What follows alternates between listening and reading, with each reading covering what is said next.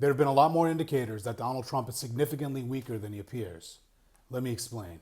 I'm an independent journalist that's been covering Donald Trump and American politics for over a decade now. I've made appearances on MSNBC, CNN, I write a best-selling Substack newsletter, and I documented every single day of Trump's first term. And since my last video on this, there's been an increasing amount of evidence indicating that Donald Trump's authoritarian imagery he's presenting is a facade for deepening political weakness. In a recent video, historian Heather Cox Richardson noted that it appears the Trump administration is increasingly becoming aware that their grip is loosening, that their weakness is mounting. And as I noted, Donald Trump is underwater on all key issues, right? Politically, we're seeing immigration, the economy, his popularity has eroded. His approval ratings have been either in the high 30s or low 40s. He is not popular. And this is important because now we've seen greater cracks and chinks in his authoritarian armor. There's a reason the Trump administration is trying so desperately to depict the No Kings protests as some paid Antifa extremist movement, right? Because they know the images of millions of Americans organically protesting on the street will highlight their deepening political weakness. And here are just some of the examples of the fractures within their own party and the defiance that is showcasing his weakness. A federal judge just struck down the Trump administration's Project 2025 layoffs, that effort to purge the federal workforce during the shutdown.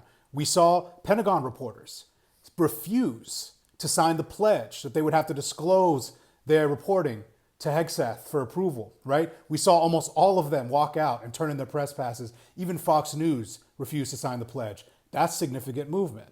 We've seen several airports refusing to air Kristi Noem's video from DHS, trying to blame the shutdown on Democrats. That's also some forceful pushback.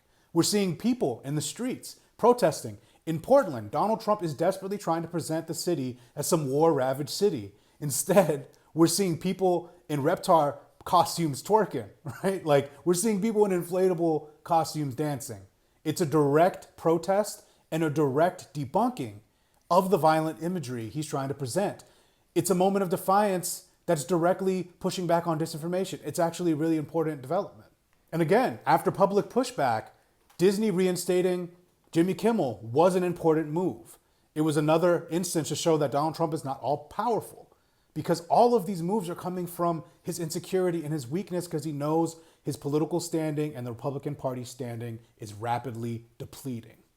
Among the more notable indicators of Donald Trump's weakness is people like Marjorie Taylor Greene, speaking out directly against the party, blaming the shutdown on Speaker Mike Johnson and Senate Majority Leader Thune, right?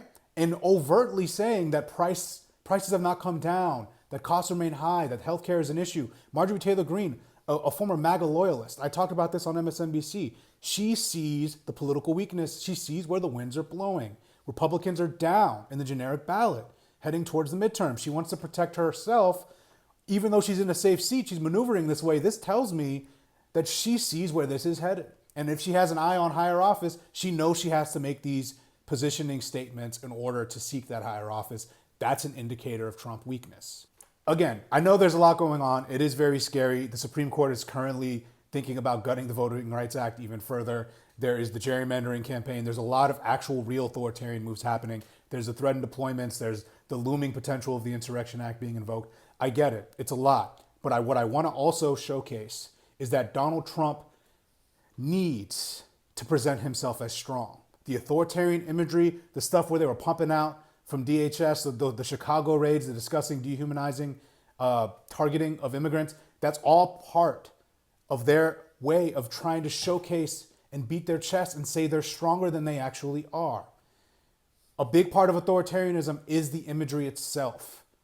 And right now we're seeing real cracks in that imagery. And I think it's notable and important to highlight. Every act of defiance matters. Every time someone says no to Trump, it matters. Every time a power or a move is struck down in the courts, it matters. It showcases that he is not the all-powerful dictator he wants to be.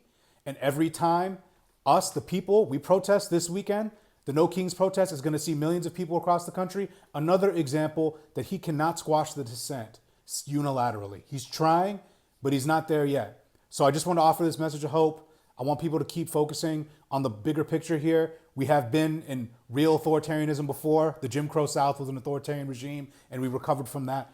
We can beat this. Journalists, Activists, everyday Americans alike, political leaders have to continue to defy this administration and not give in to the propaganda that they are more powerful than they actually are. That's my reoccurring message. I think I'm going to do more videos like this. I might start a series. So remember, Trump is weaker than he appears. He's still a threat, and there's worrisome stuff happening, but you are more powerful than you realize.